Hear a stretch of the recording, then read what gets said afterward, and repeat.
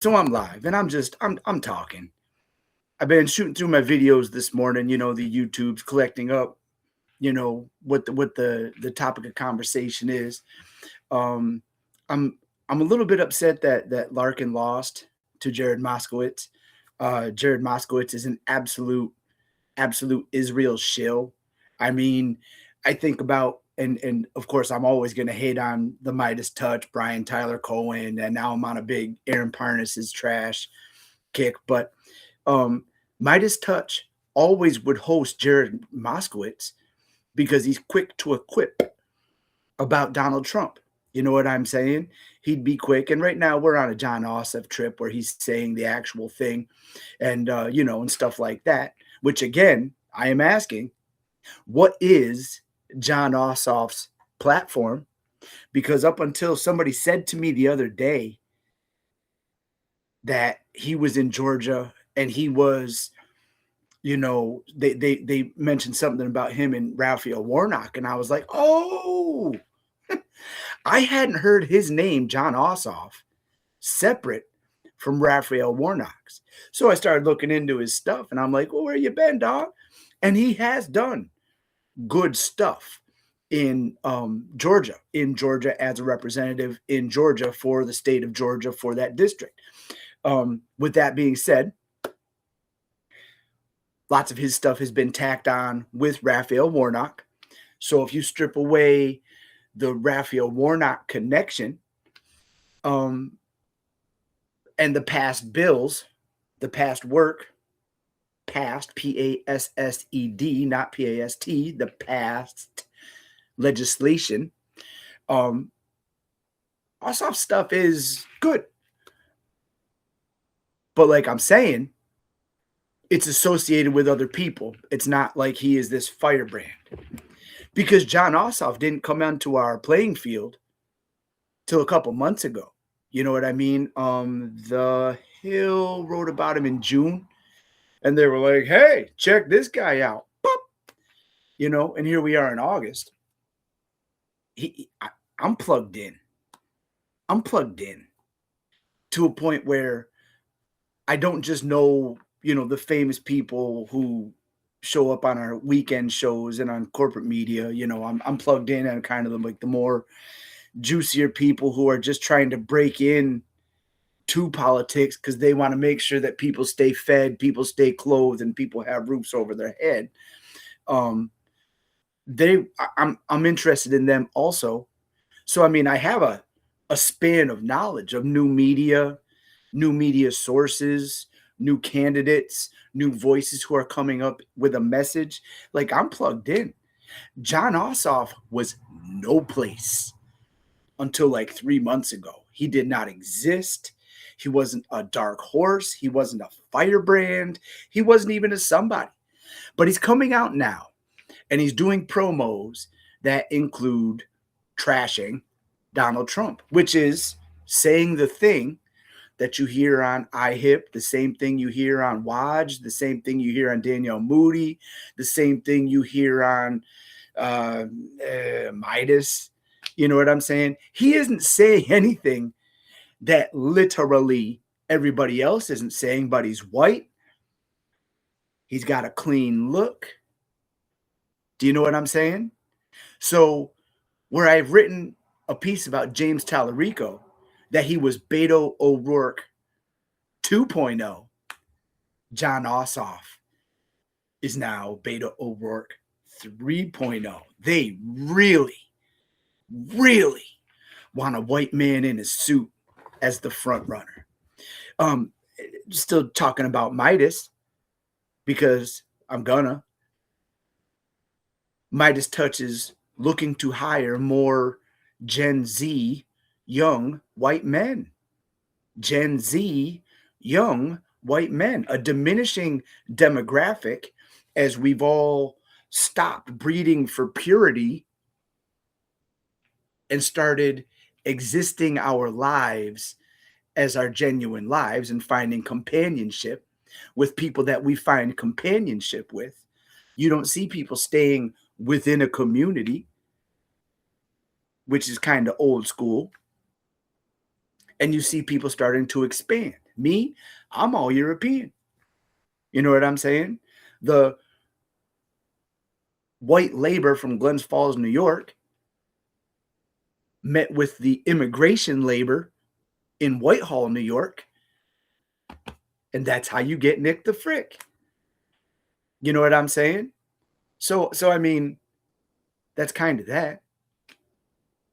I have a black girlfriend. She has two. She has a white dad. I make the joke that her dad looks like Teddy Roosevelt. You know, he's got the mustache, got the kind of look. But you do not look at my girlfriend and say she's mixed. You look at my girlfriend, you see a black woman.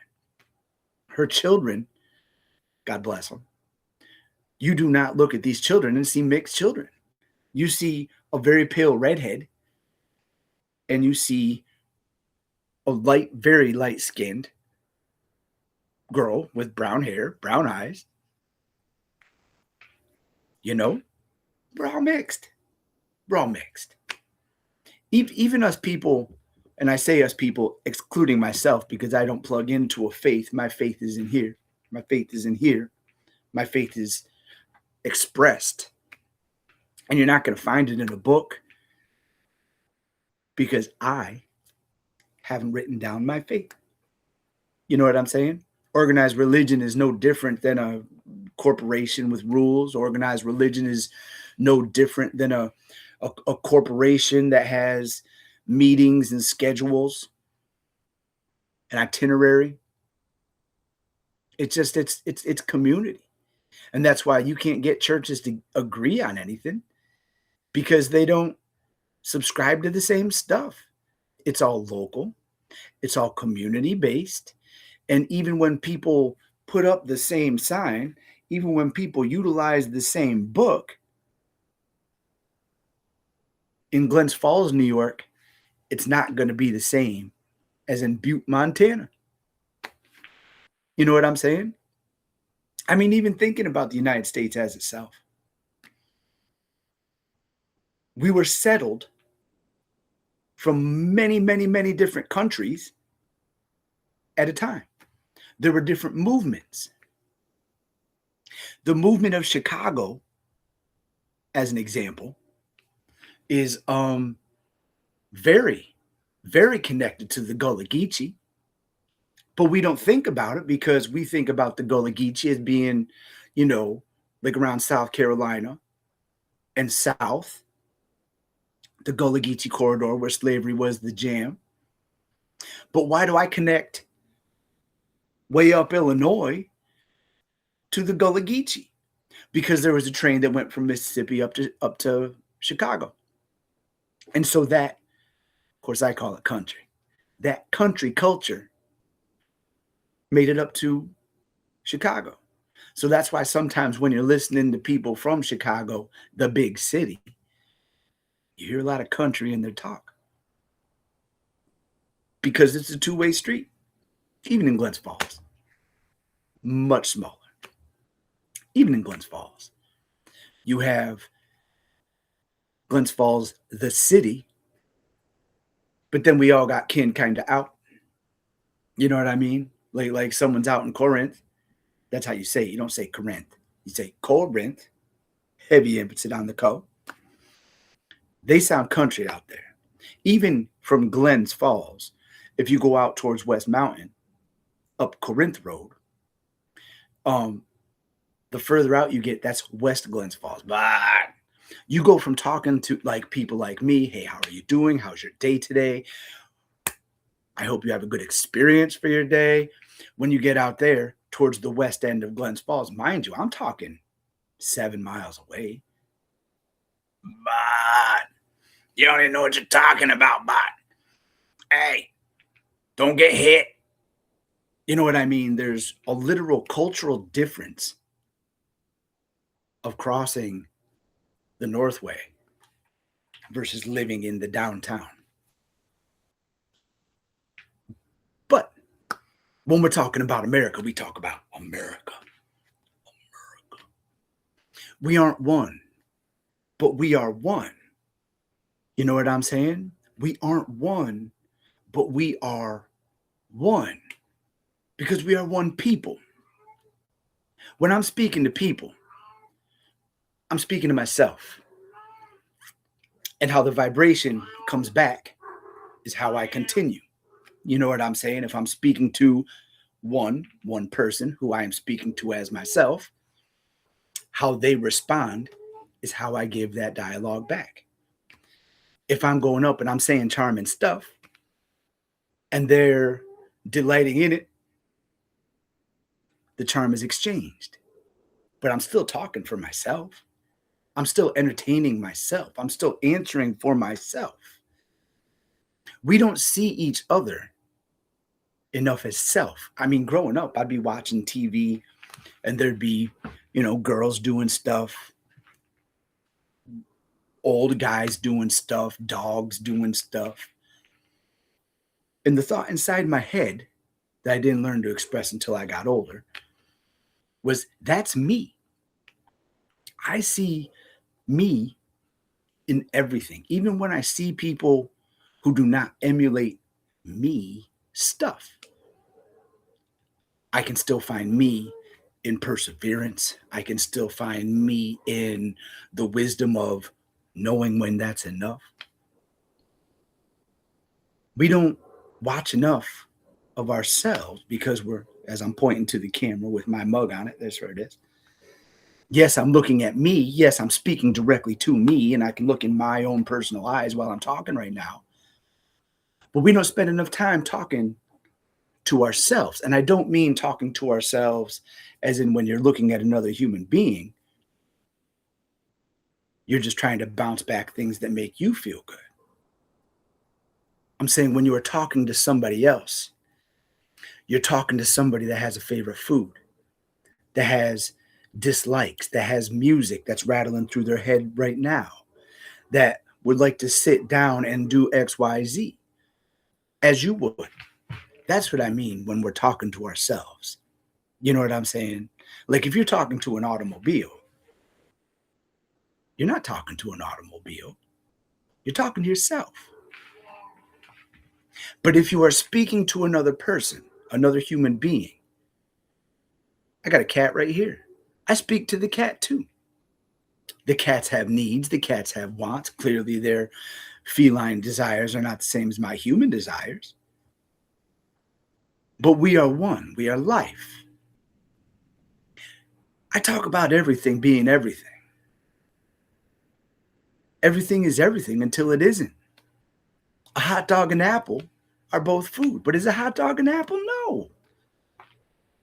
But if I have a hot dog and an apple on a table, and next to that table, I have another table with like paint chips on it, you can eat those paint chips. Are they food? No. Everything is everything until it is not. Eat the hot dog, you get benefit, nutrients, whatever. Eat the apple, you get benefit, you get nutrients, whatever. Eat the paint chips. Is it logical? Is it the same? In fact, it might be detrimental to you to eat the paint chips, but everything is everything. You can eat them. The wisdom, the knowledge to know what you're getting out of nutrient is what has value. Everything is everything. We're in a world right now where we, hopefully, if you have any fucking sense, no longer turn on the TV onto a national network and watch national news, which we now know, we openly talk about. It's actively written about that there is ulterior interests on your TV screen. It's open. It's conversation. We all know it. We all eye roll. Yeah, whatever. And so we don't watch MSM, mainstream media, CNN, MS Now. I don't even acknowledge Fox. I don't even acknowledge Newsmax. Because why would I cite news that's a scripted TV show?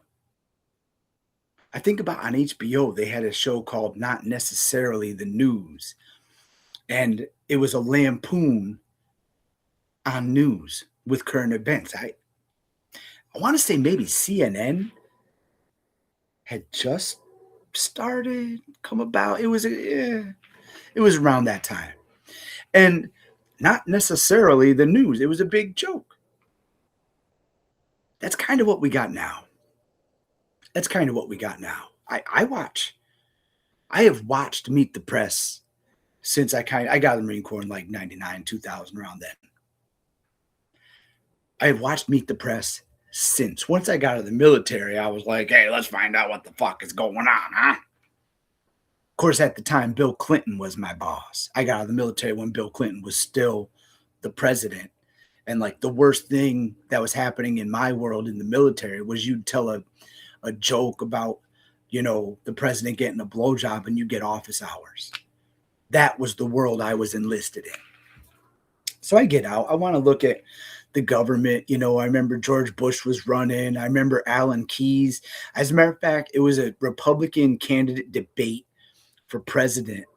And I remember hearing Alan Keyes talk. And I remember thinking, this is fucking stupid. So stupid that when George W. Bush started talking, I was like, this motherfucker's spitting. I'm trying to think who was also on that stage, like Pat Buchanan, Alan Keyes, George W. Bush. I don't remember who else. Anyway, W was my guy at that time. With that being said, I didn't know fuck about fuck. Was it Nancy Pelosi's daughter had that documentary about George W. Bush as the governor of Texas? Something with George. Anyway, that was a fun documentary. And you think about now how far we've gotten with our candidates. You know what I'm saying? Like Abdul El Sayed won in Michigan, won his candidate spot in Michigan, his primary, because he was talking about the buzzword kitchen table conversations, keeping bellies fed, keeping clothes on bodies, keeping roofs over your head, affordable medical care, affordable education. You know what I mean? We're being built. We're being built. We're being built for value. And the fact that this guy is an outlier talking about actual issues versus hyperbolic caricature actions. It's like we watch the news. And this is an epiphany that I've come to myself. And as I'm, I talk to like actual journalists. You know what? I'll even show you. This is how, when I say that I am independent, I am walking out my front door. I am on my front porch. I am on my street. If you go that way, that's Main Street, Hudson Falls. If you go that way, good morning, sun. You hit Burgoyne Avenue, named after General John Burgoyne. When I say I am local, I'm showing you I mowed half my lawn because a bug bit me over there, and it still kind of hurts. When I say local, I mean I am so down to earth. I am so going to the grocery store later to buy what it takes for dinner. So I'm not networked with anybody. But with that being said, because of where I come from in my head, my intellect, because of my interest and curiosity, I've been gaining access to people who are down the hall from people who are in office. I'm gaining access to people who are in regular email loops with name brand people. I just showed you my street. I just showed you my unmowed lawn. When I say I am independent, I'm a dude on this couch every day for at least 4 hours if I'm not sleeping or at work. We don't trust the right people. Who do I trust? Nobody. Nobody. I always cite this Ronald Reagan quote, trust but verify. That is the money. I do that to people at work. You know, we make paper. As the big rolls get cut down into smaller rolls, we have to bundle them. We have to, put stickers on them so they can be identified, so they can be sent to the people who are buying them. Mind you, if you buy a book direct from Amazon, I made that paper, or at least somebody where I work made that paper. And that's, again, that's local. That's local and that's worldwide, right? Glens Falls, New York may be in your home. We don't know who to trust to a point where we're attaching our trust onto people because they're like, hey, trust me. Don't fucking trust me. I'm Nick Guyette. I'm from Glens Falls, New York. I may or may not have taken your girlfriend or messed around with your girlfriend in the background that you didn't know about. I may or may not have flirted with your girlfriend when you walked away, flirted with your girlfriend and maybe got somewhere when you told me to go to your house and buy weed. No, just go in. She's got it all set up. I already talked to her. At 50 years old, okay, I'll be 49 this year, but my friend at work says, fuck you, just start saying 50. I'm a different guy now than who I was. But the slime that I was still has those slime thoughts in my head. But it's not like I am going to exhibit the lack of scruples that I had as a youth. I'm aware of them. So I see them. I see when people are lying. I see when people are on the take. I see when people are on the hustle.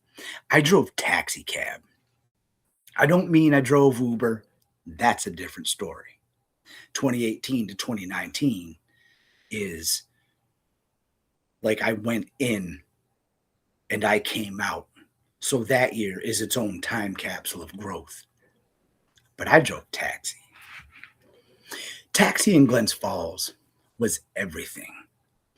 Right now, where families are going to eat at gastriques and pubs, these nice diners that have popped up, I walk down that same street. I drive down that street and I remember the absolute drugs and piggery.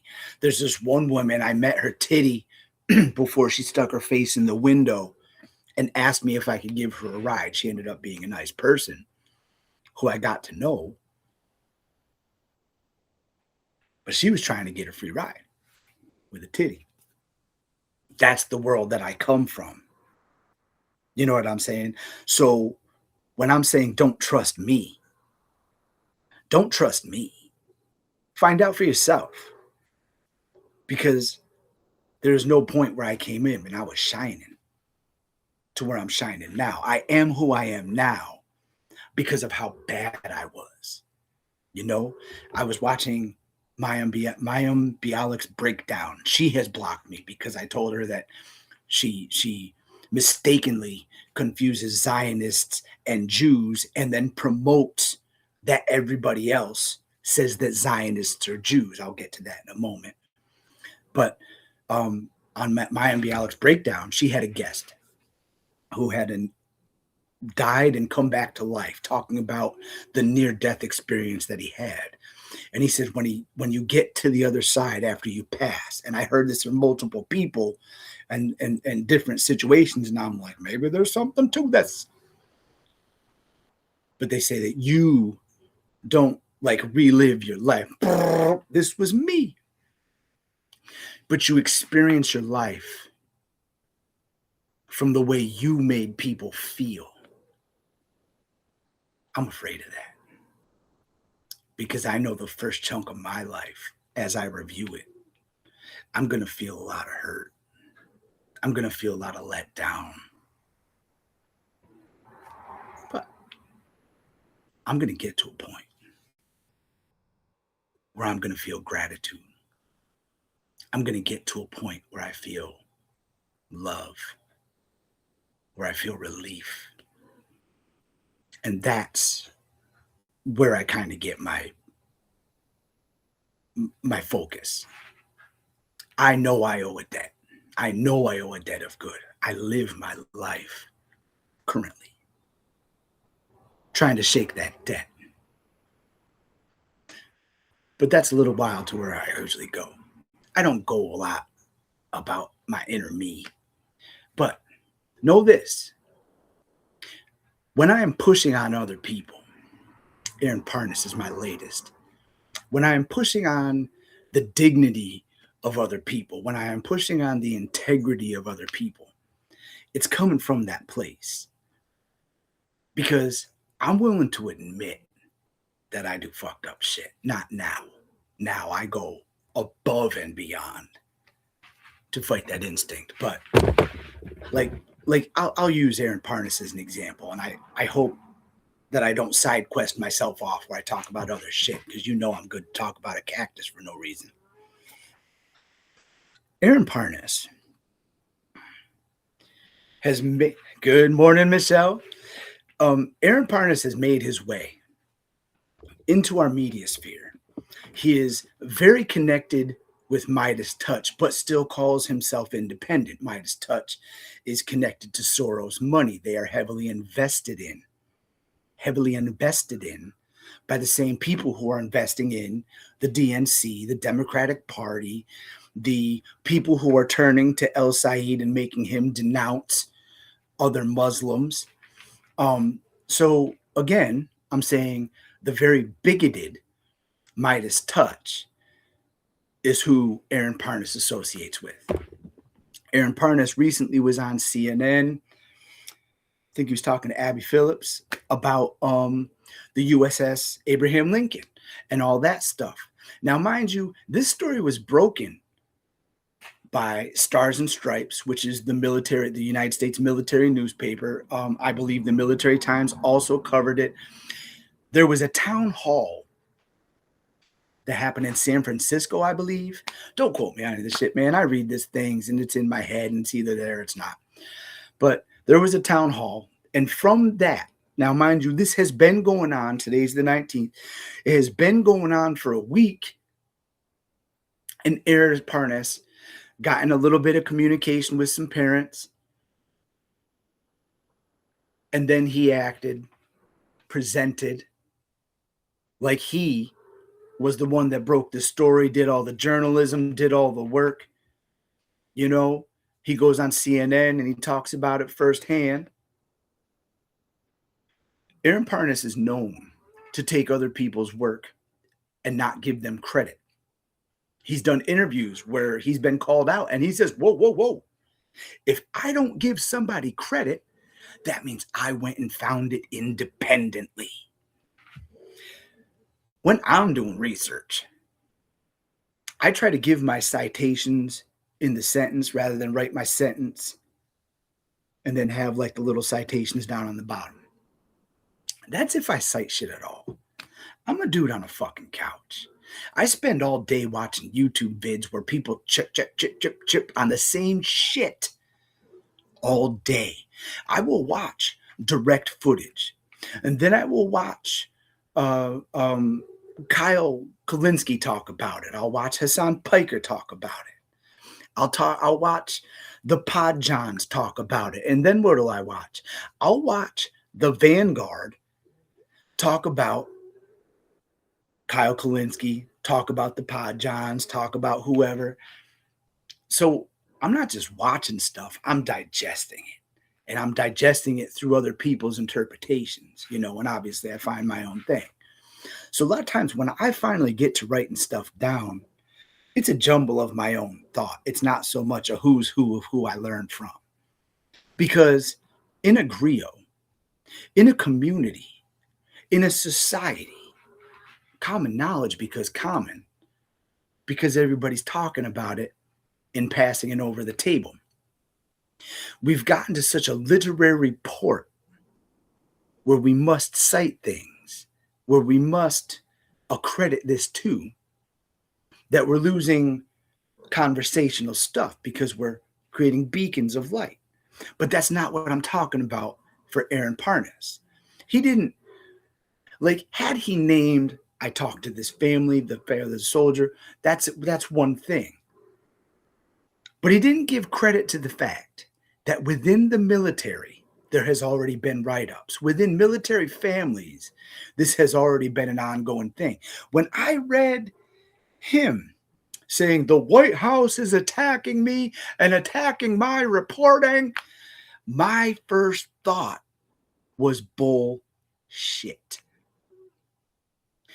Because I watched David Pakman do the same thing. I watched Brian Tyler Cohen do the same thing because they were put on a list of White House names of left-leaning media voices. And so as soon as I heard Aaron Parnas say, they're trying to shut down my journalism, bullshit. You make them money. You make them money. Because every time Aaron Parnas says stuff, they can point to Lev Parnas. Or they can point to, oh, he's just a lefty, but they need him. Because in the world of kayfabe, and we're in the world of kayfabe, where the whole point of the media is to protect the business, the whole point is you want to protect the business, keep the story straight. What Aaron Parnas is doing to the people who take the faction of the White House, Aaron Parnas is the opposition. So they are not trying to shut down Aaron Parnas because while they have Aaron Parnas there as a beacon, they can crack on Aaron Parnas, son of Lev Parnas, the guy who worked with Rudy Giuliani to get Hunter Biden's laptop mainstreamed. Aaron Parnas, who worked for Rudy Giuliani's company at the behest of Lev Parnas, who sat in, and this is, my brain's a little funky, like 2018, 2019, 2020, where he's in there with meetings where bad shit's going on. He's written books, he's written stories. But I'm talking about myself, where I've been a bad dude. You know what I'm saying? I was stealing from people's houses. And if you didn't have anything worth what I thought was value, I just take the condiments out of your fridge to make you inconvenient. So it's easy for me to say I come from a bad place and that's where my good place is now. Aaron Parnas isn't doing that. He's networking with the Democratic Party by way of Midas Touch. Oh, they're independent? No, they are not. No, they are not. Brian Tyler Cohen, another guy.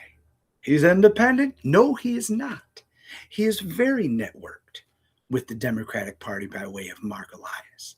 Very. And he's very ambitious of creating that network, which is what led to the 1630 Fund, which led to the Chorus Cohort. The 1630 Fund, funded by like 5 or 6 rich people, including George Soros, who is also in the funding of Midas Touch and the Midas Touch Network. So the same people who are funding the Democratic Party, the same people who are funding the corporate Democrats, the ones that want you to denounce Muslim people, because our current Democratic Party is very bigoted, very racist, because we don't include Black people, Black communities. We refer to them as people of color, or we don't refer to Muslims at all because that might offend Israel. The entire global population of self-identified Jews is less than one or the other. If you choose just American Black men, they outnumber all of the self-identified Jews on the globe. If you take just the demographic of Black women in America, they are a greater number than just Black American men, and they are twice the number of all self-identified Jews on the globe. So just in America, we have 6% and just under 8% of the American population, two separate numbers that I'm giving you, that outweigh the entire population of Jews on the globe, self-identified Jews on the globe. In this like 7-8 million people, 7 or 8 million people have more influence over our media, more influence over our government because of money. So why am I bringing this back and tying this in? Because I just said that like 5, 6, 7 people are funding 1630. 1630 is a dark money group that is not independent, that funds Chorus. Chorus is a program where they couldn't even acknowledge their contract. They couldn't shit on other people who were under the contract. They were paid not to say things, but they were paid for the things that they already say that are correct. Don't do different. You're doing good. Midas Touch, Brian Tyler Cohen, David Pakman, in a meeting in the White House, made a deal to not address Gaza. It's divisive. It's divisive. Aaron Parnas, who networks with Midas Touch, is a chorus which is paid by 1630, which is funded by George Soros and 4 or 5 other people. The group that is created by Brian Tyler Cohen and Mark Elias of the Elias Group, which represents not the DNC itself, but the peripheral groups that support it. So already I am telling you that the mainstream media networks that will not talk about Israel are also networked in with Midas Touch, Brian Tyler Cohen. Brian Tyler Cohen is tied in with Crooked, who Brian Tyler Cohen also has a deal with MS Now. So right now, I just named all of our favorite people who are showing up. So if you show up on Midas Touch, and I'm talking about Politics Girl was also a member of Chorus, we aren't getting news. We are getting people who are calling themselves independently funded, independently sponsored, when they are a network of access and legacy with corporate media. That's what I've been thinking about. I mean, I've been specifically putting this focus on Aaron Parnas because he keeps saying independent, independent, independent. There is nothing independent about Aaron Parnas. Nothing. Aaron Parnas has his connections to Lev. Lev has the whole, and I mean whole, mafia background that we don't even talk about. You know what I'm saying? He's networked into the mafia. Pick yours. He's networked into the Republican Party, the MAGAs, the White House. He's networked into that. And we're celebrating Lev because he's talking to us progressives. He's seen the light. Shine, shine, shine, you crazy diamond. But his son, who is networked with Midas Touch, who is networked with George Soros, who is networked with the Democratic Party, networked with CNN by way of Adam Mockler, who is tied in. So while it looks like Ben Meiselas is independent and Michael Popak is independent, their network is funded by corporate legacy access. That's why they promote Gavin Newsom. That's why Jared fucking Moskowitz spent so much face time on Midas Touch when Jared Moskowitz serves two constituents, Israel and the Jews in Florida, in his district. That's it. He calls himself a DeSantis Democrat. You know what I'm saying? He might as well just call himself Little Big. He might just call himself Dark Light. Using words doesn't mean the same as having definition. We buzzed last week because AOC said woke one. Buzzwords. It means nothing. It means nothing. Woke. Staying woke is a systematic recognition of a society built to elevate some and deflate others. That is the concept of staying woke. They're trying to take the racial identity out of our government legal laws. Because if I just don't like black cats, and I'm pointing to my black cat that's right here, and I only kick this cat, as long as I kick every cat, I don't have to tell somebody I don't like black cats. Maybe I only saw black cats, so I was only able to kick black cats. I'll kick every cat. I don't have to say out loud I don't like black cats. And that's what they're doing now by taking the race, the origin, the heritage, the legacy out of legal language. What are you talking about? I did not give you a bank loan because you're black.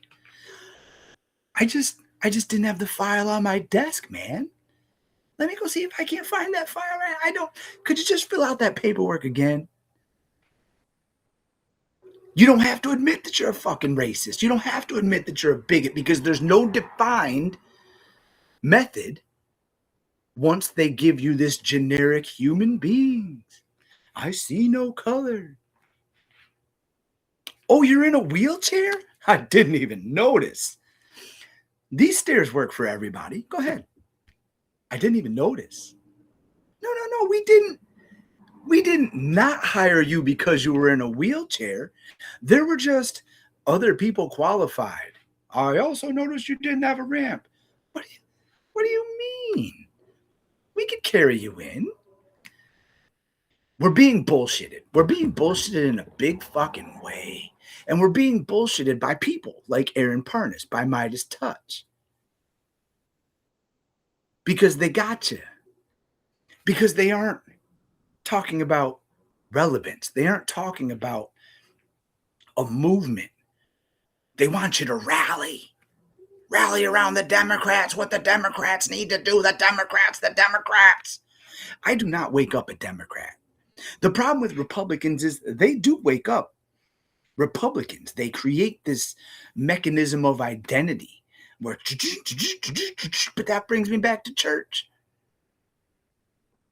Every church gets the same book, gets the same words, but the culture surrounding each church is not the same. So every MAGA is not going to be the same. But they intend it.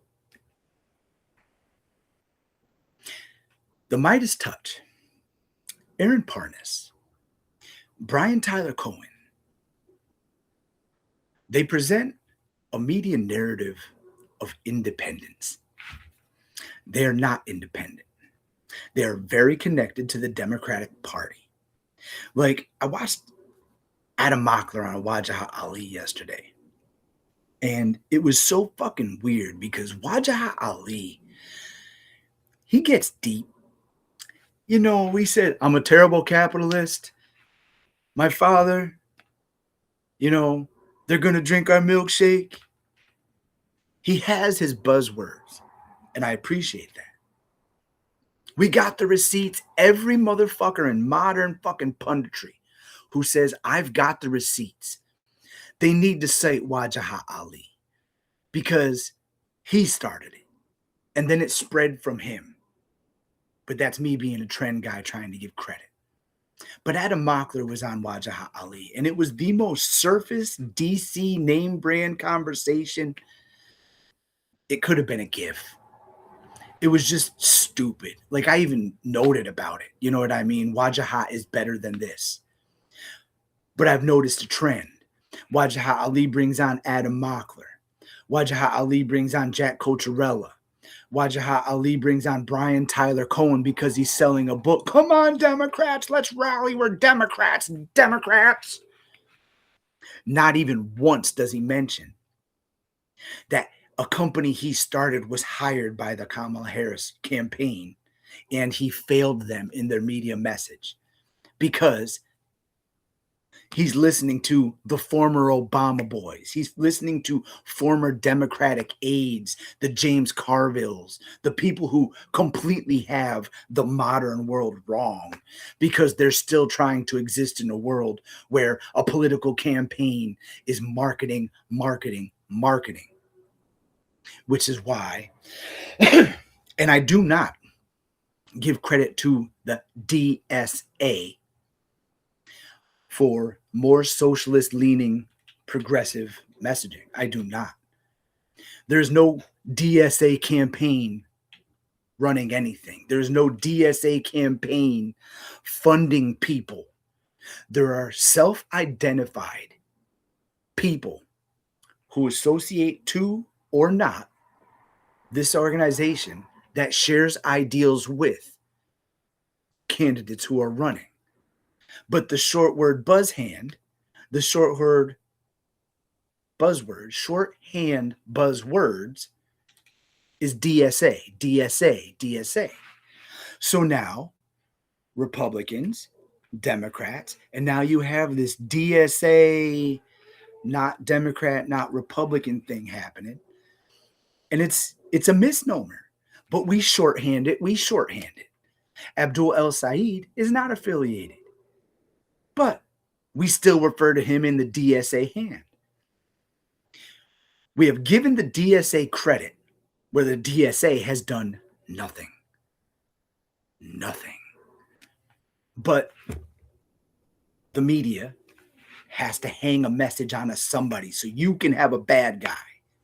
And that's what Midas does. That's what Brian Tyler Cohen does. That's what David Pakman, who is amongst all of the media people that I see, David Pakman is one of the biggest fucking bitches I have ever seen. I'd fist fight him. I live at 137 John Street, David Pakman, Hudson Falls, New York. Knock on my door. I will street fight you because I personally think you are that much of a bitch. 150 fucking pounds, bro. Almost 50 years old. I want to box David Pakman's face. Because he's a bitch. So, all of our media people, Aaron Parnas, he doesn't even, like, I guess what really gets me is every day he presents himself as being attacked by the White House. Every day he presents his journalism as his own. He does exactly what I do. He can have his actual education. Cool. A lot of people have them. I am a monkey. I go do monkey fucking work. I come home from my fucking monkey job and I sit here and I eat bananas and I can barely fucking move until I rest a little with no education. And I am still educated enough to call out Aaron Parnas. You are not being persecuted. You are not being persecuted by the White House, Aaron Parnas. You are not having your journalism shut down, Aaron Parnas.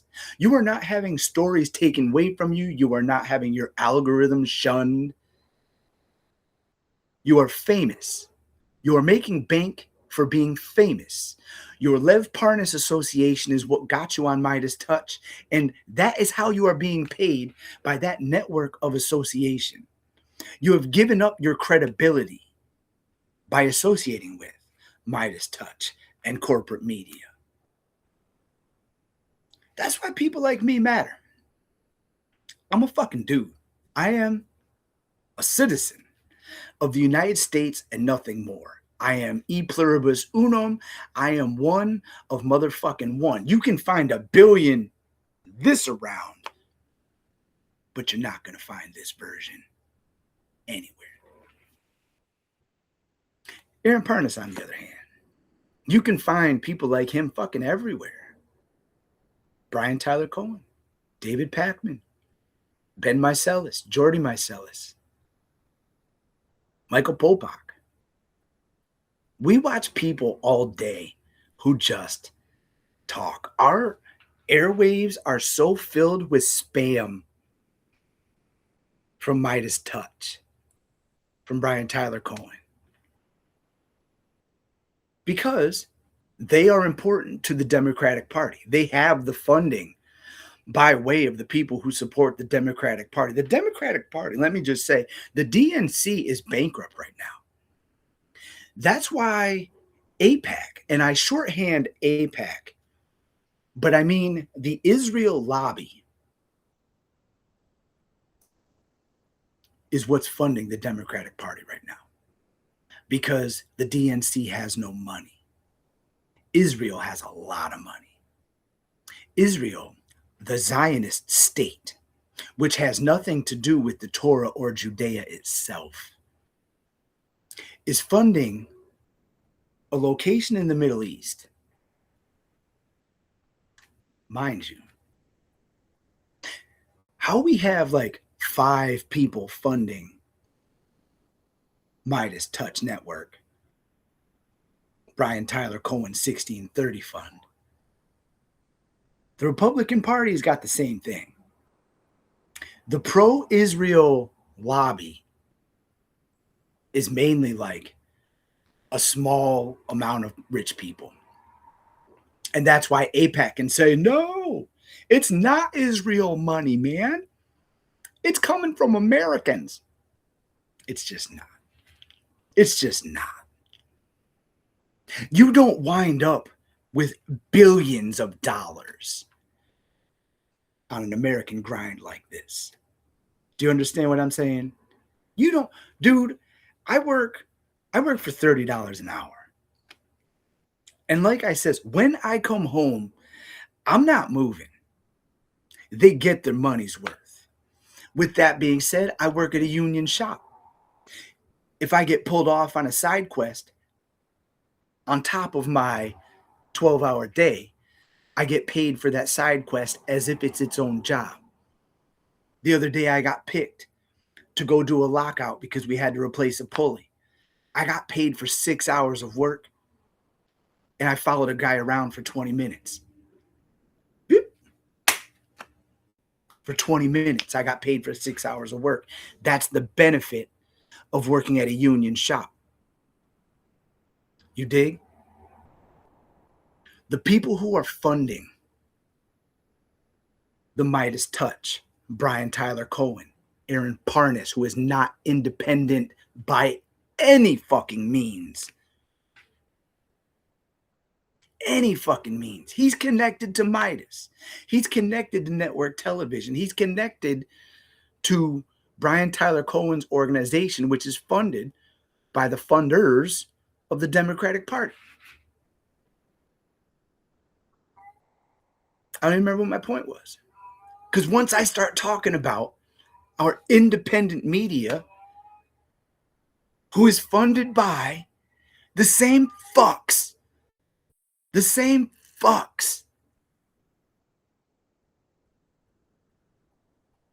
who have been giving us advice on how to vote. The same fucks who told us that the election's about vibes. The same fucks that told us that we were supposed to choose our candidate by who we drink a beer with. I don't drink. The fuck do I want to drunk for? Why would you associate your government being run with toxic behavior? I don't get it. Are we going to choose a candidate who's hitting his crack pipe right now? Are we going to choose the candidate who just pulled his dick out of a child's mouth? What the fuck are we doing, man? We're listening to Midas Touch, who heavily promoted Jared Moskowitz, the DeSantis Democrat, the one who is wholly subsidized by the Israeli lobby, was constantly featured on Midas Touch because he's quick with a quip. That Donald Trump, he's a piece of shit. Those Republicans. Good morning, Miss Hughes. I don't get it, man. But then I do get it. Because yesterday I had to leave 2 live chats. 2 of them. If y'all know me, you may have met me in somebody's chat. Because that's where we meet. I don't go to Wajaha Ali to talk to Wajaha Ali. He's talking past me. He ignores my chat stuff. In the meantime, he'll say, oh, no, I'm not stuffy today. Oh, no, thanks for complimenting my shirt. And I'm like, bro, your guests just lied. But I don't go to watch Waj. I don't go to watch Danielle. I go to interact with y'all in the chat. Yesterday, I'm interacting in the chat. And I ended up having to leave a chat. It was Frederick Pogue. He was talking. And I had to leave the chat because they had made a reference to WWE. That's my topic, dog. We exist in a media world of kayfabe where the media bubble of DC and all the name brand topics and people in DC are what permeates our political context. And it's just names, statements. It might as well be a scripted sitcom. But in the chat, we're talking about real stuff. We're talking about where we live. We're talking about the differences. So this one guy would not fucking leave me alone that wrestling is fake. They're all on steroids. My dad was a professional baseball player, so I know all about professional wrestling. And this guy was relentless, and I'd re-articulate my case. And then all of a sudden, more people started jumping in. Yeah, wrestling's fake. What the fuck? I can't talk about that. I'm not talking about that. I'm talking about marketing. I'm talking about messaging discipline. You do not get a greater example of marketing and messaging discipline than professional wrestling. I watched King Kong Bundy get pulled up by his hair in the 80s. He is a bald man. But I watched him get picked up by his hair, and they says, oh, he's pulling him up, ready to do the thing. Nobody acknowledged the bald man getting pulled up by his hair. That's our current media environment. Ding, ding, ding. Right now. So I dropped out of that chat. I was in the Danielle Moody chat. And as she's talking about stuff, and she talks about the same fucking stuff I talk about, But I'm in the chat, and I'm talking about Midas. I'm talking about Aaron Parnas. I'm talking about how Ellie Leonard has gone astray. And I'm getting attacked for saying very true things, that I do the research, I do the reading, I do the context. I follow the fucking money. I had to drop out of that shit too. I can't argue with stupid. But the problem is, those people who are arguing with me, they're on our side. Do you understand what I'm saying? We may not value the same things or even have the same fucking ideas, but they know they don't like Trump or the Republicans. So they are on our side. And me talking about Aaron Parnas stealing other people's work. Dude, I steal other people's work. I'm not reaching out to people for a firsthand fucking comment. I'm reading other people's work and I'm recognizing fact patterns and trends. But when I come to a screen, I say what I do. I don't come up here. I'm a shit poster. Like, I literally came to Substack from Facebook where I would meme and talk shit to people. You know what I'm saying? I am a shit poster. So over here on Substack, I'm a shit poster in long form. But Substack is starting to not crack up to what we think it is. The mainstream media is funding Substack independence, which is anything but. Hold on. I guess when the sun comes up, the heat comes out.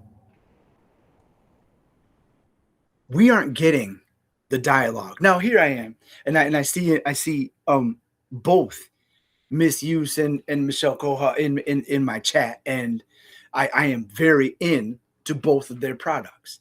That's independent journalism. That's independent community.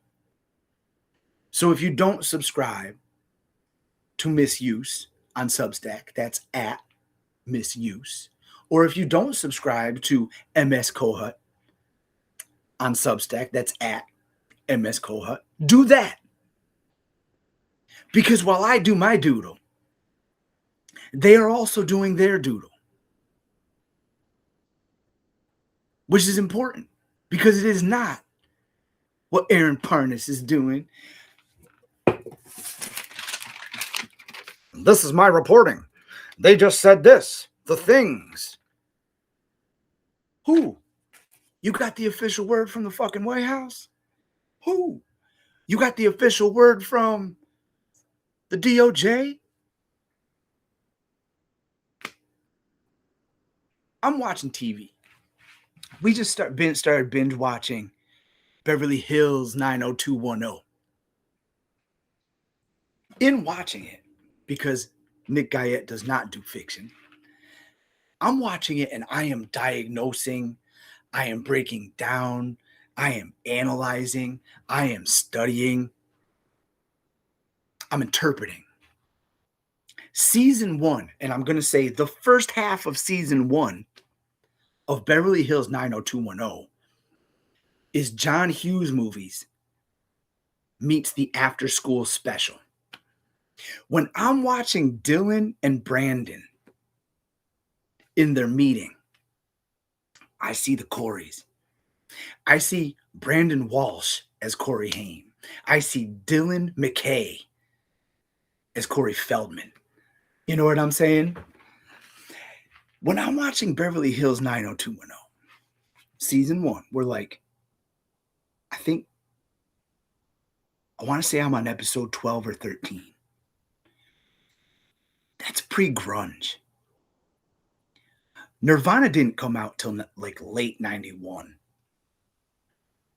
Pete and Pete on Nickelodeon was still a short because they came on the scene in 89.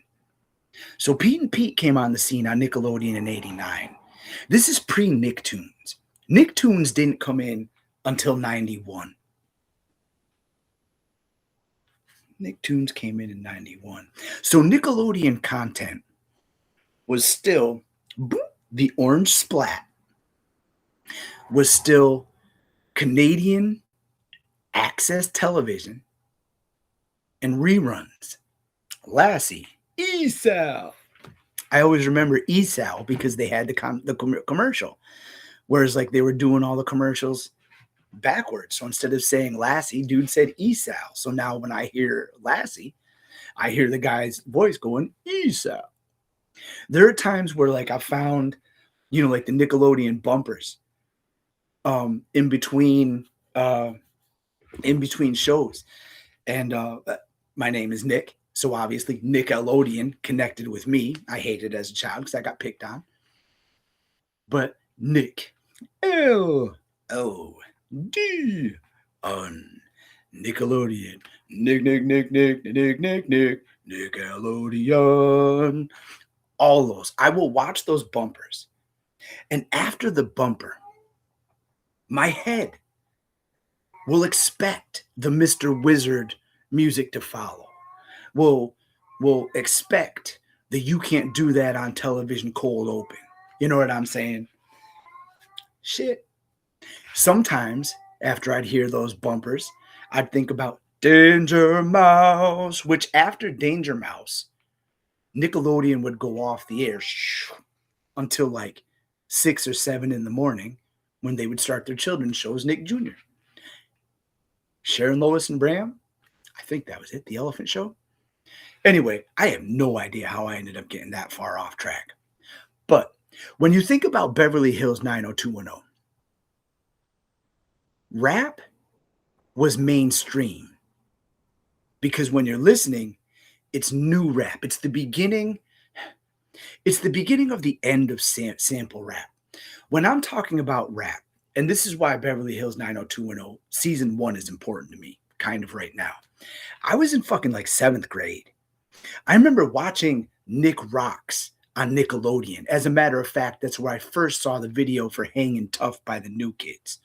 Hangin' Tough.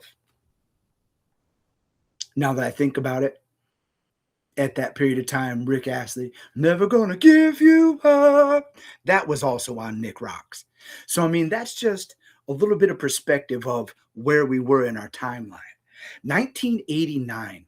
In rap music, they cite the class of 88. The class of 88 were the rappers who had made it. Most of them were on tour with Run DMC. So you have Salt and Pepper, you have Eric B. and Rakim, you have, of course, Run DMC, you have DJ Jazzy Jeff and the Fresh Prince, you have Kid and Play, you have NWA. Class of 88. I know I'm missing somebody and I'm offending myself. But the class of 88 is important because rap music came about as disco. In fact, the Fat Boys were originally called the Disco 3 until Rick Rubin says, man, disco's got to die. We can't. And that's how they become the Fat Boys. And if you ever watched the movie Crush Groove, you went, LL Cool J was another one in on that. You pretty much have the class of 88. In 1986 or 7, I want to say 7, Public Enemy was also in the class of 1988, the class of 88. Public Enemy was performing in Harlem, at the Latin Quarter. The Latin Quarter was an all-ages spot. They'd have their hip-hop stuff. If Stetsasonic started to play, go Stetsa. And it's just a drum intro. When you would hear that drum intro, and this is me, a dude in New York who has heard stories, when you would hear of that intro, go Stetsa, people would take that as a cue and just start grabbing earrings and chains. I heard a story where somebody stole LL Cool J's chain. And he was, fuck ever, man, I'll just buy a new one, with that bad dude attitude. But why am I bringing up the Latin Quarter in Harlem? The class of 88 made such an impact that rap music was on the world stage by 91. 90 was when Beverly Hills 90210 was recorded, season 1, in 1990. So the class of 88 is very relevant. The class of 88 was the separation of the disco era, where disco had met the 5% nation of the street. That was rap. It was party music, and it was communication for a black community. By 88, it had been mainstreamed. By 90, it had been commercialized. So when I'm talking about sample era rap to Nick Guyette peaked in 93. Like, you have Pete Rock and CL Smooth, you have like Wu-Tang. After that, it was so popular that like MTV took Yo MTV Raps off the air because if all videos contain an element of rap, if it is so popular that it is no longer niche, then why are they have this niche show? Why do they have this niche show? And that was the end of that. So I kind of talk about sample era rap, the conclusion being like 93 because it no longer belonged to the street. It was at that point where Scantron had taken the literal numbers and they found that white people in suburban America really liked their black people saying bad things about other black people. They really liked their black people killing other black people. So the end of sample era rap, as I call it, was because rap, the commercial mechanism, was given to white America. Um, Again, I'm trying to talk about Beverly Hills 90210, and I don't know how in the fuck I got to 90210 from media that I was talking about. But we're in a different world now. You think about in 1990, the media environment was you had your newscasts. You did have corporate media. CNN was always on at my house. My mom always had CNN on. Like I grew up with Wolf Blitzer. Um,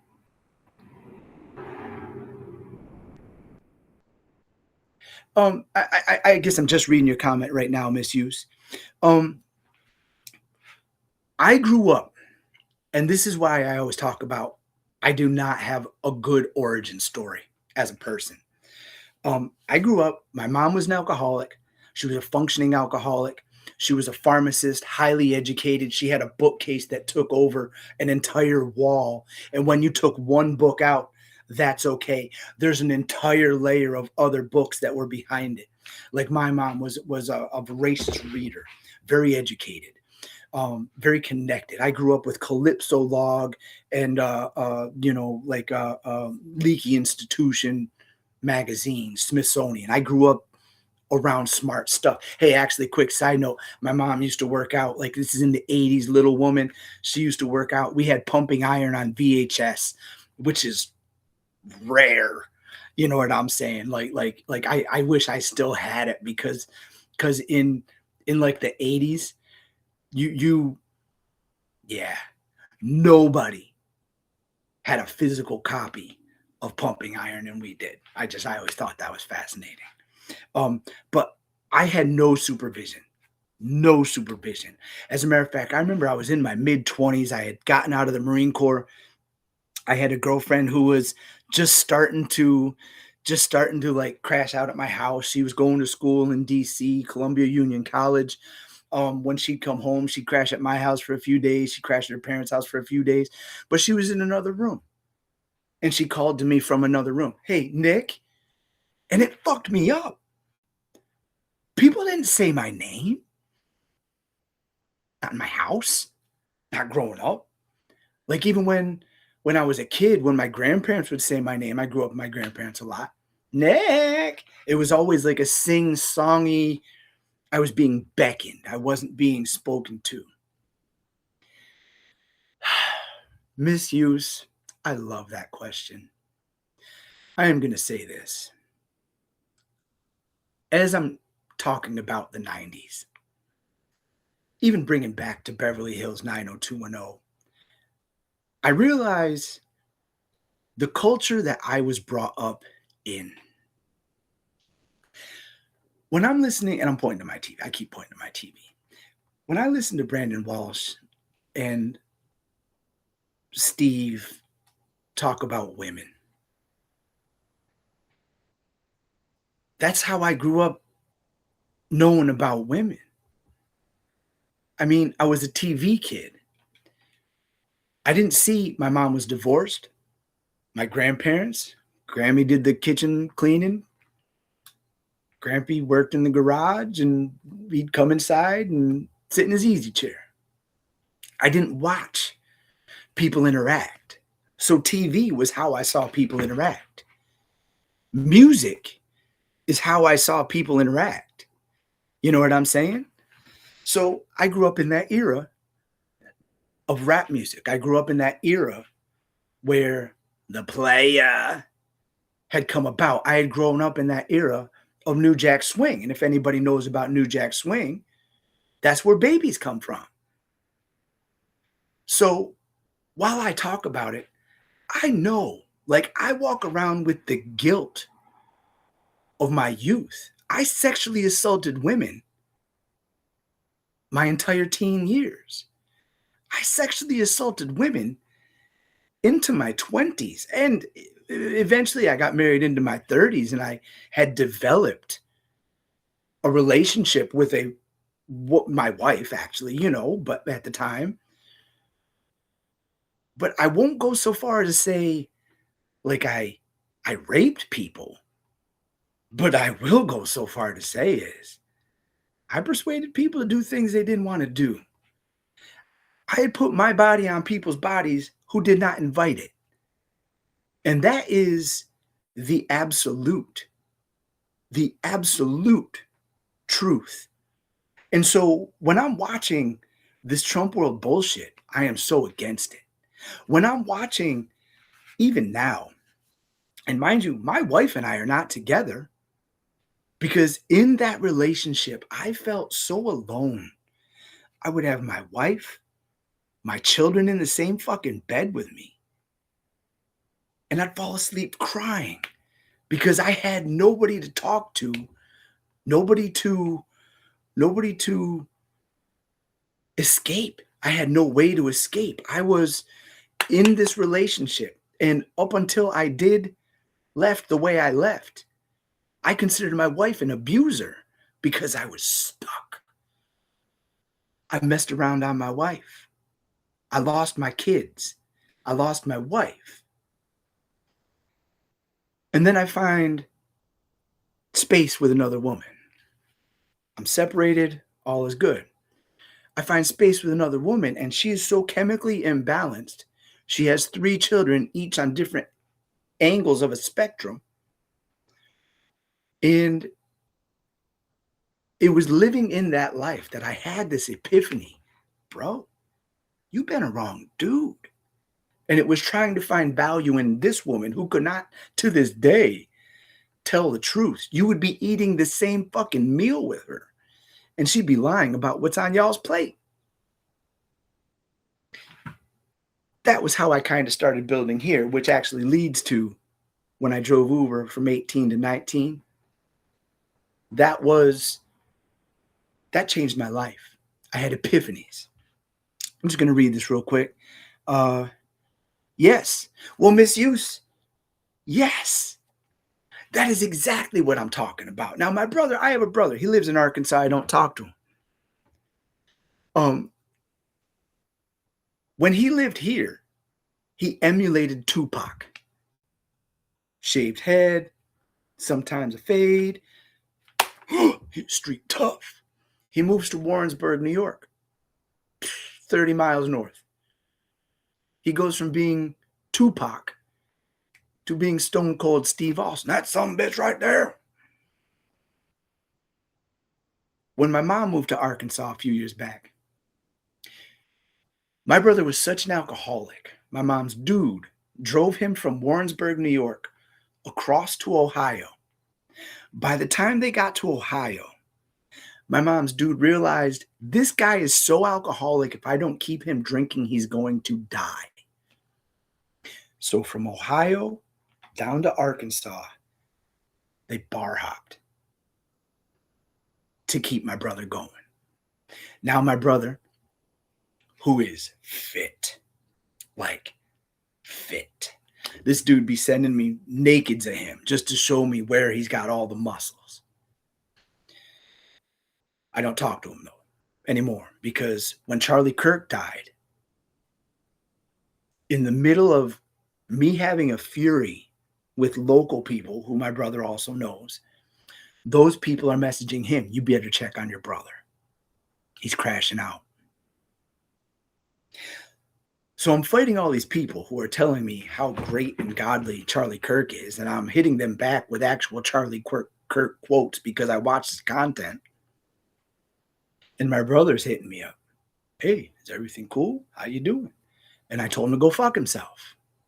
I said, you're not going to hit me up on Charlie Kirk Day so you can get your brother, the lib, to say some stuff.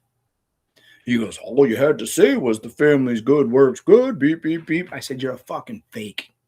Boop.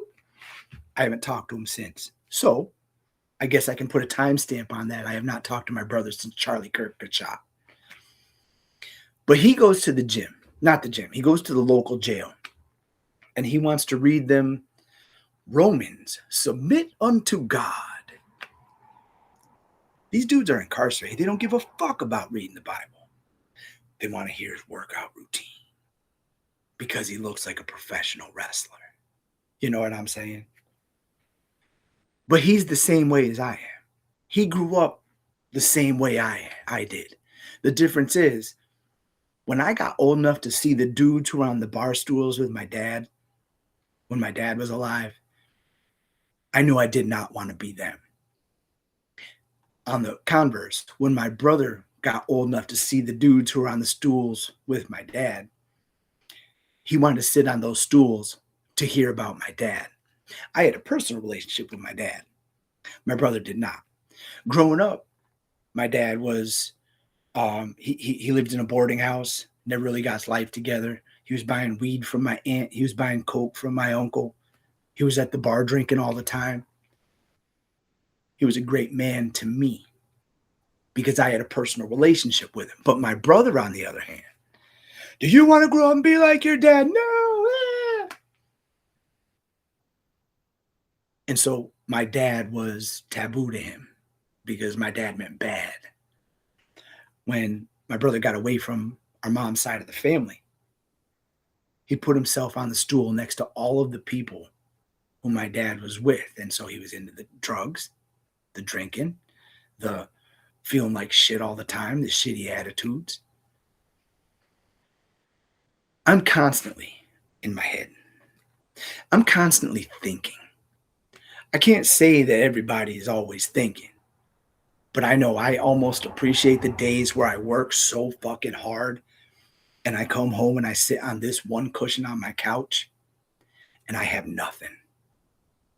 I almost enjoy those. I always make the joke, is this what normal people go through? I'm always thinking. I'm always associating. I'm always having epiphanies. I'm known to, what's wrong with you? Did you know? And I'll plink, plink, plink, plink. Yes, I'm going to read this just because it's easier than me just staring. Well, now you're at least vindicated about Charlie's death. Truth is coming out. This year will be a lot of unveiling globally. All that has been done in secret will come to light. People are going to be revealed for the person, demon they truly are. Right now, I don't run from my DMs with a scoop. But people have been messaging me for months about Aaron Parnas. Hey, I wrote this article. Boop, here's my link. Aaron Parnas just took credit. Quote, quote, quote. Those are mine.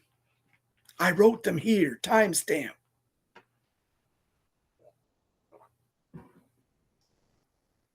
I'm speaking to people on background, which makes me laugh. Earlier in the video, I walked y'all out around my yard to show you how legitimate I am when I say I'm just a dude. I'm talking to people who are in DC.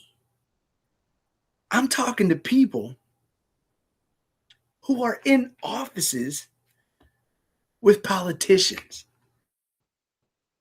And they're telling me things. They're name dropping X, Y, and Z. And while I'm sitting here going, yes, oh, wow, that's wild. I'm looking at my girlfriend like this.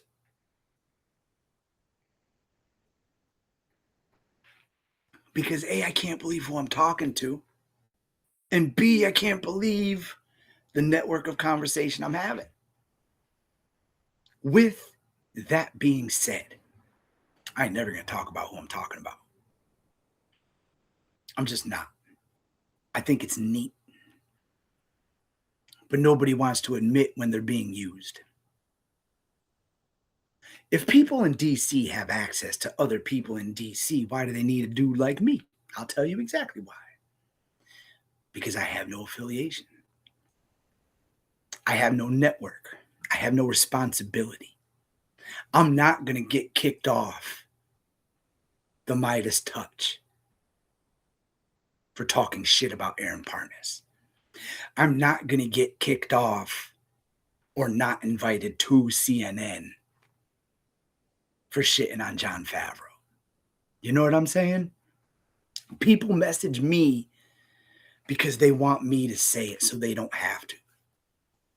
But the things are being said.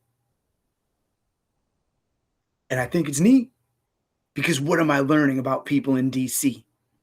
What am I learning about people with access? What am I learning about people who are in the room where it happens? I'm learning they're afraid. I'm learning they're narcissistic.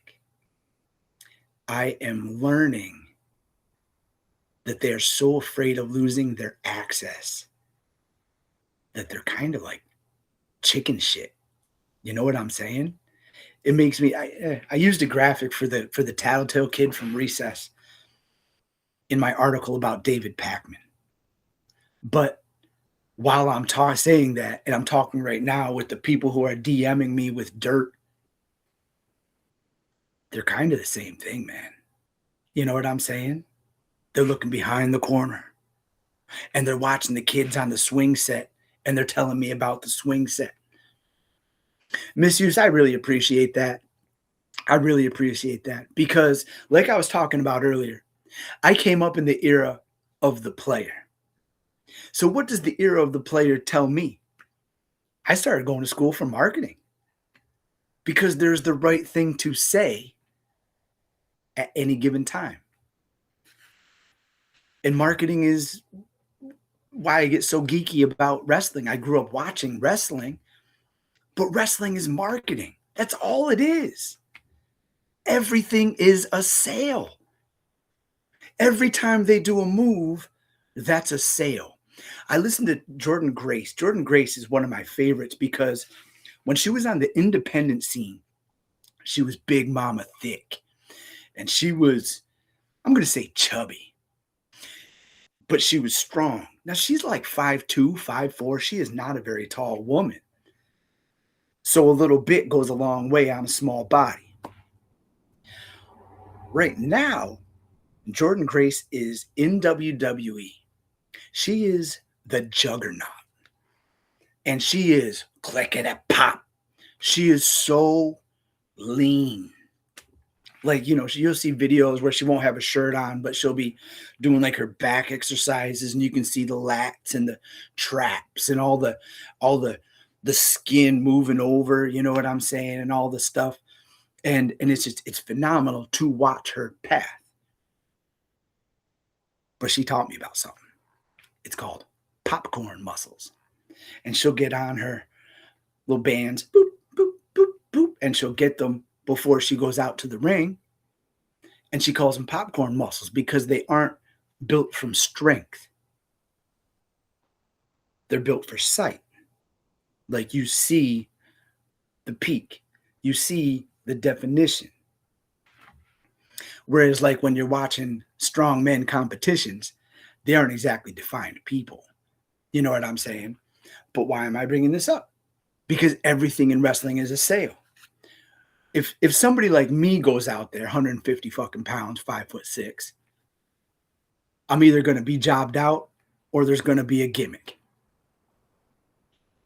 But if somebody shows up, 6'10", 300 pounds, ripped like shredded wheat,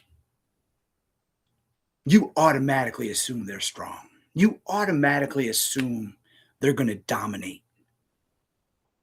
Which is why it makes for great entertainment when they bring a 150-pound dude 5'6", to beat a guy like that because the big guy is making a sale for the little guy. So everything is a sale. The announcer is selling the match. The dude running out in a shirt is making a sale because that's how he makes money. John Ossoff right now. John Ossoff right now. I love tying politics into wrestling. John Ossoff right now, since like May, has been doing vignettes and promos.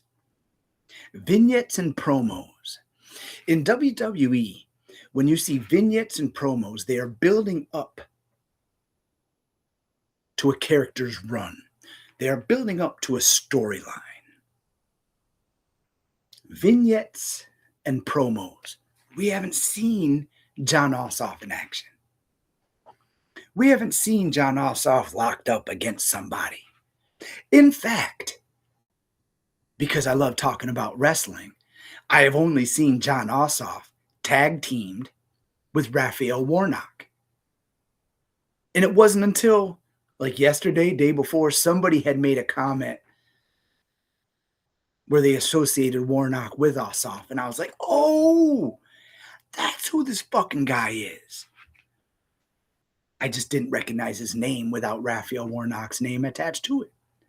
You know what I'm saying? So, like, even when he was elected to office, he wasn't elected to office because John Ossoff was awesome. He was elected to office because the numbers were driven by a runoff election in Georgia. A runoff election for which Raphael Warnock was a high-profile individual. I see Raphael Warnock all the time. I also watch Black Star Network with Roland Martin. And you know what Roland Martin does? He interviews black elected officials and doesn't talk to them about blackness. He talks to them about American things. He talks to them about their role as representatives. He talks to them about their roles as senators, as elected officials, as dog catchers. You get it? You watch black media and you see citizens, whereas when you watch white media, the black vote is a block. It's a demographic. It's something that shows up on your Chiron, who the fuck. We aren't having our conversations. When we're watching the Midas Touch Network, behind the scenes, they've already worked out what they want to talk about. I stopped watching Midas. No. I heavily watch Surrey Crow content. I heavily watch Katie Fang content. I heavily watch Allison Gill content when she is on Midas. I watch Aya when they're on Midas. I watch I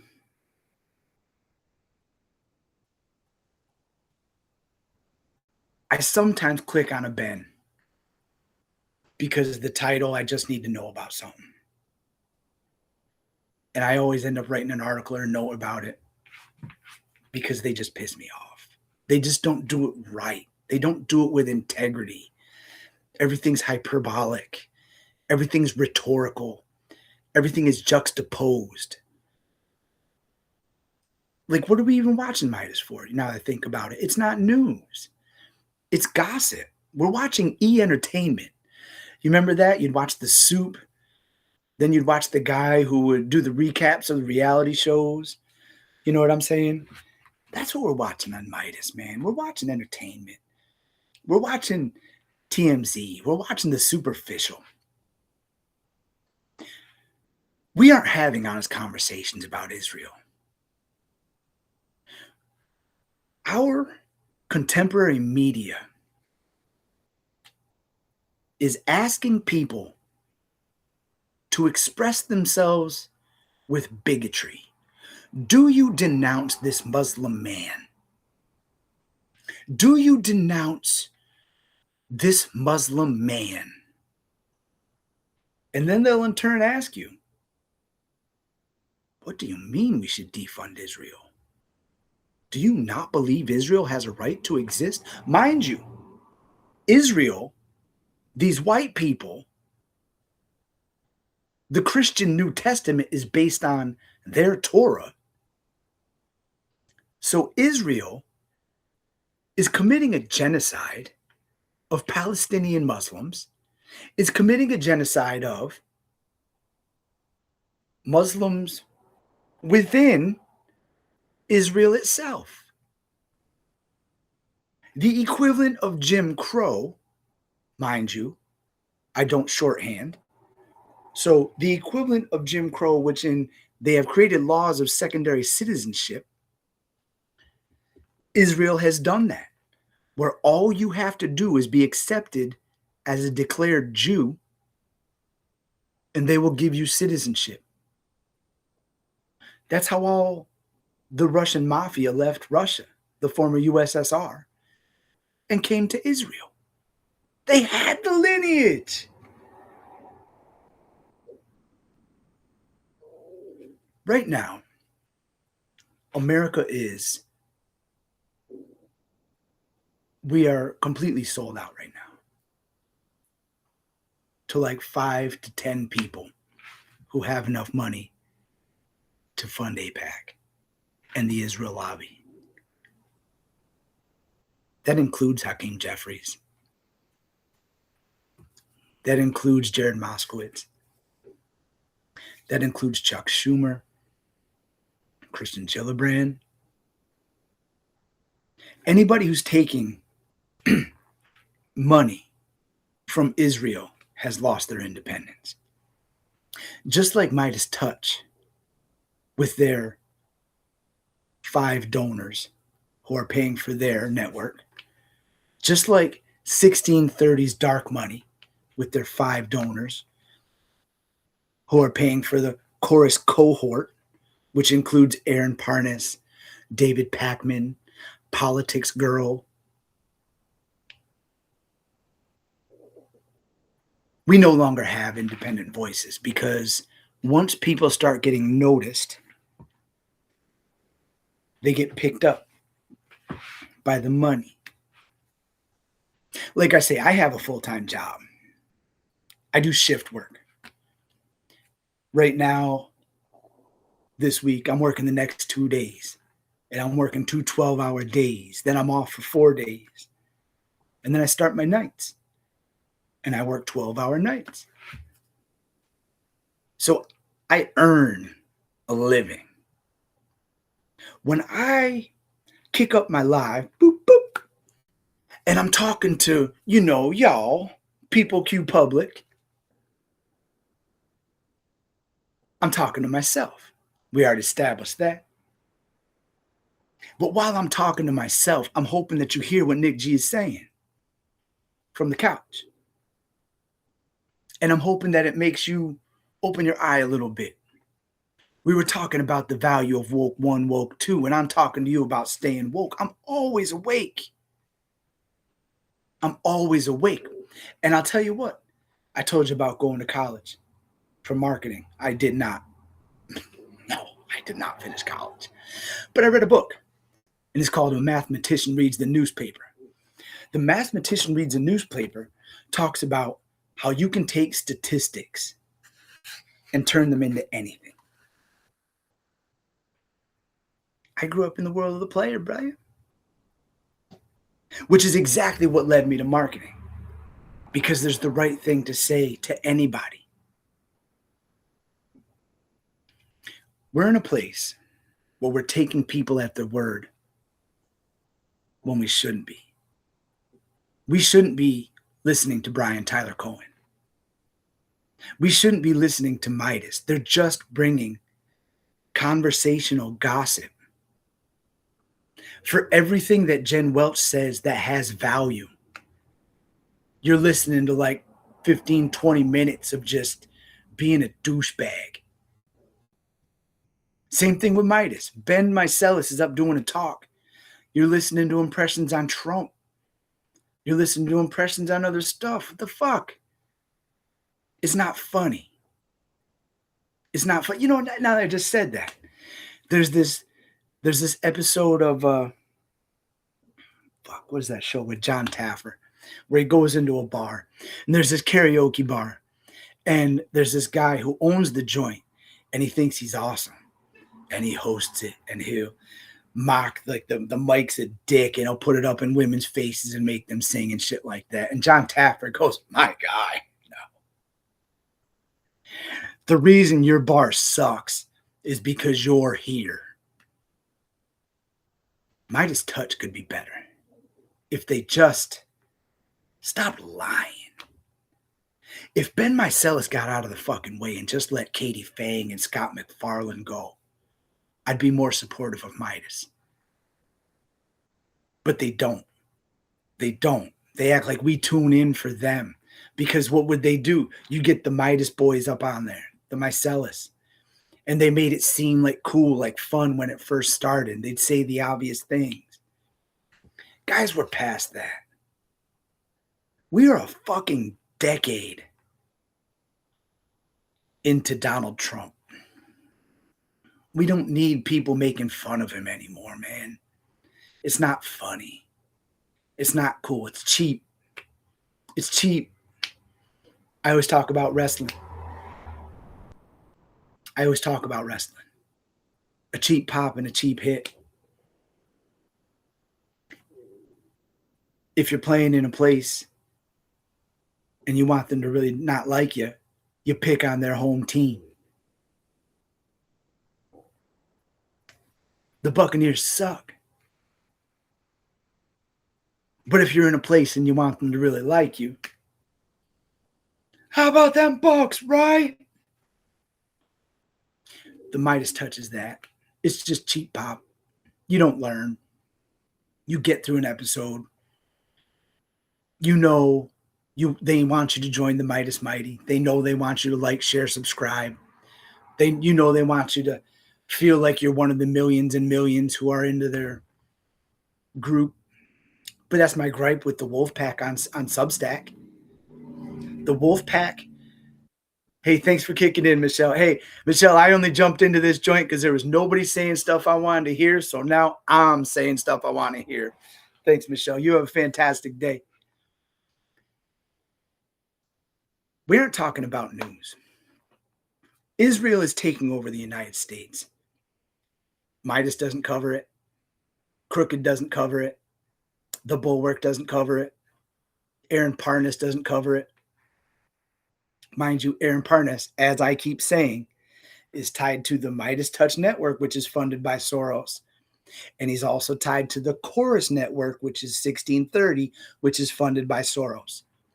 There's nothing independent about Aaron Parnas. There's nothing independent about Brian Tyler Cohen. There is nothing independent about David Pakman. There is nothing independent about any of the Meiselas brothers. There is nothing independent about Michael Popak. We aren't talking about Israel. Right now, ICE is trained by the IDF. Right now, ICE has the same surveillance contracts that Israel uses. Right now, we are making legislation that ties America's military to Israel's military. Right now, American citizens are acting on behalf of an ethno-state, Israel, which is committing Muslim genocide. Right now, we are talking about Natalie fucking Harp. Natalie fucking Harp. As Americans, we have lost rights. As a woman, you no longer have bodily autonomy. As an American citizen, You will no longer be able to show just your identification to pull that vote. You will have to show your birth certificate. You will have to show your passport. I don't leave the fucking state. I don't think in my current world right now, I don't drive 15 miles from where I'm sitting right now. I don't drive 7 miles in either direction. So I have like a 15-mile radius that my existence is in, which makes me wonder, why is John Ossoff on my TV? Why is James Tallarico on my TV? Why is Gavin Newsom, the governor of California, on my TV? Why do I know J.B. Pritzker's name? Why do I call Gretchen Whitmer Big Gretch? You know what I'm saying? Right here where I live, Elise Stefanik is on her way out. Good riddance. Oh, man. I see his sign every day on the ride home, and I try to remember his name. There's this farmer guy who is running on the Democratic ticket, and then you have Anthony Constantino, the sticker licker, the owner of Sticker Mule in Amsterdam, who is running for the seat, who is got Roger Stone's endorsement, has Donald Trump's endorsement. He doesn't campaign on anything. He writes actual music and produces tracks that celebrate Donald Trump. And he talks shit to people on Facebook like that's his entire campaign. And he got the Republican ticket. Why isn't there coverage on that? Locally to me. You know what I'm saying? I don't hear nothing about it. I mean, I know because I go to these people, you know? We're spending far too much time watching these national media figures who are specifically talking about comments, quotes, gossip, but we aren't talking about how we are losing our rights as citizens. We aren't talking about how laws are being made, again, that promote racism, that promote bigotry. Our national media has been pruned that you get chided when you don't support an ethno-state committing genocide. And you also get chided for not denouncing the Muslim. You know, that one. They keep saying Hassan Piker. This guy sits and watches fucking TV. And like I'm sitting here in front of a fucking camera. He watches shit and comments on it. He's not a candidate. But he does have an intellectual constituency, as does Jennifer Welch, as does Danielle Moody,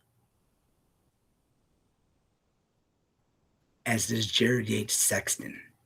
You get what I'm saying? Our candidates that we invest in don't run for office.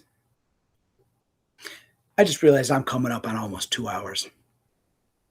I'm done talking. I want to see other people talk. So I'm going to end this, but I want to offer this thought. Do not trust anybody in Midas Touch Network.